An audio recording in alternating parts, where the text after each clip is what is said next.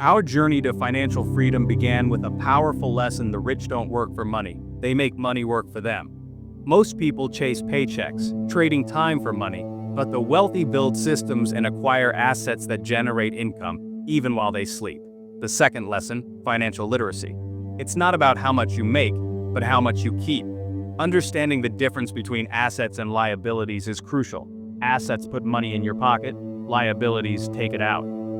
Many mistake liabilities for assets, buying things like expensive cars or big houses that drain their finances. My poor dad, despite his education and good job, struggled financially because he followed the traditional path: work hard, get a job, and hope for security. My rich dad, with less formal education, focused on acquiring assets and building financial intelligence. He taught me, your house isn't an asset if it takes money out of your pocket every month.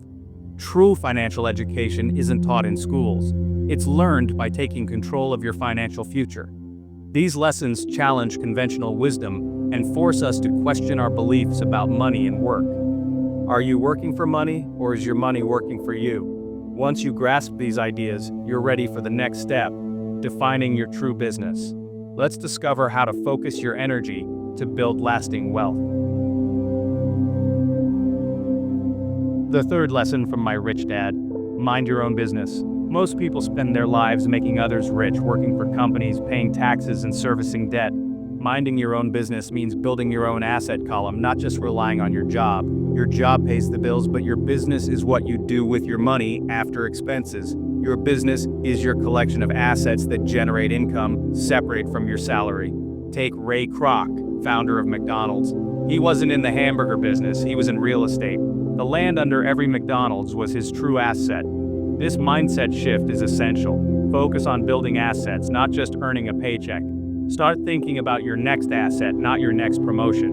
What can you buy or create that will put money in your pocket month after month? By minding your own business, you take control of your financial destiny. The wealthy build portfolios of income-generating assets. You can too. This is the path to true financial independence. Many confuse their profession with their business. Your profession is your job, your active income. Your business is your asset column, your passive income. Highly paid professionals often struggle financially because they have high incomes but few assets. My poor dad was an educator, climbing the career ladder but never building a business. When he stopped working, his income stopped. My rich dad, however, always focused on acquiring assets regardless of his profession. The goal: use your paycheck to buy assets. As your asset column grows, so does your passive income. Eventually, your assets can generate more income than your job, making you financially free. Keep your day job, but start building your business on the side. Every month, allocate a portion of your income to buying assets, stocks, bonds, or saving for real estate. You might be a pilot by day, but a real estate investor by night. Mind your profession to pay the bills. Mind your business to build wealth. This distinction is the foundation of financial freedom. Don't rush to quit your job. Use it as a springboard. Build your asset column steadily and watch your wealth grow. Your business is anything that generates income without your constant presence. It's a collection of assets, your money-making machines. An asset puts money in your pocket. Focus on acquiring real assets, not liabilities. The rich build their asset columns, while others focus on their next paycheck. Real assets include businesses you own but don't operate, stocks, bonds, and income-generating real estate. Intellectual property, like royalties from books or music, can also be powerful assets. Anything that produces income or appreciates in value can be an asset. The key: acquire assets you understand and are interested in. If you love real estate, start there. If you prefer stocks, learn to invest wisely. Your asset column should reflect your interests and knowledge. Don't chase trends. Build a foundation of financial literacy first. Acquire assets that make sense for you. This is how you create a sustainable business that supports you for life. Many fall into the trap of buying luxuries to look rich before they are. They get a raise and buy a new car or take an expensive vacation, liabilities that drain their finances. The rich do the opposite.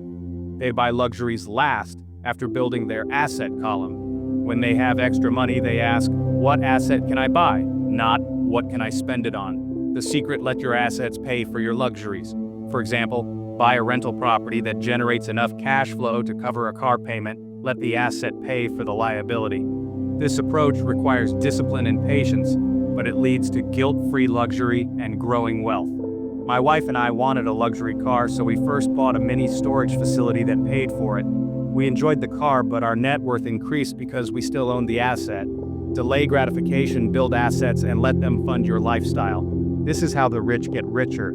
Say no to impulse purchases today for financial security tomorrow. Let your assets buy your luxuries, not your salary. As your asset column grows, you must protect it. The wealthy use corporations to shield their assets, a strategy often overlooked by the middle class. A corporation separates your personal and business finances, offering tax advantages and legal protection. Employees earn, pay taxes, then spend. Corporations earn, spend, then pay taxes on a smaller amount.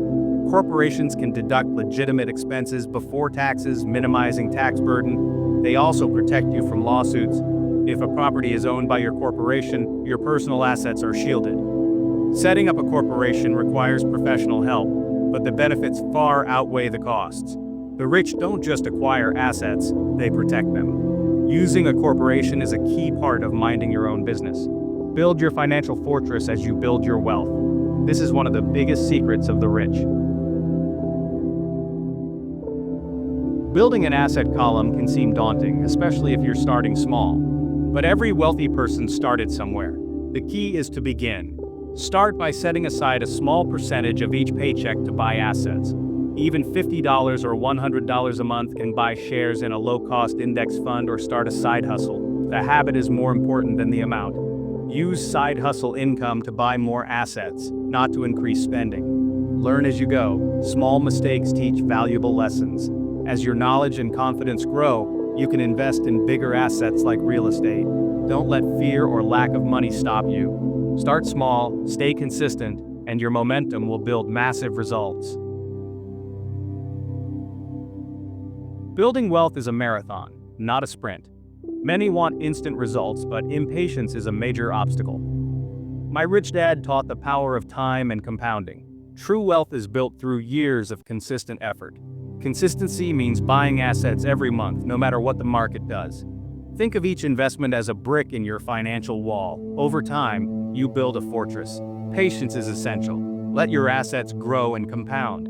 Compound interest is the snowball effect that turns small sums into fortunes, but it needs time. Don't interrupt the process by constantly changing strategies. Develop a long-term mindset and ignore daily financial noise. Stick to your plan, keep learning, and be patient. There will be ups and downs, but stay the course. Those who are patient and consistent achieve their financial goals. True wealth rewards discipline and perseverance. The lesson of minding your own business turns financial theory into action. Your job pays the bills, but your business, your asset column, builds your wealth. This is the only path to lasting financial freedom, available to anyone willing to learn and act. Shift your focus from your income statement to your balance sheet. Pay yourself first by buying real assets, not just saving. Let your assets buy your luxuries, and protect them with corporations. You can't rely on a paycheck or pension for security. You must build your own future. Start small, be patient, and keep learning. Your financial destiny is shaped by your choices and actions.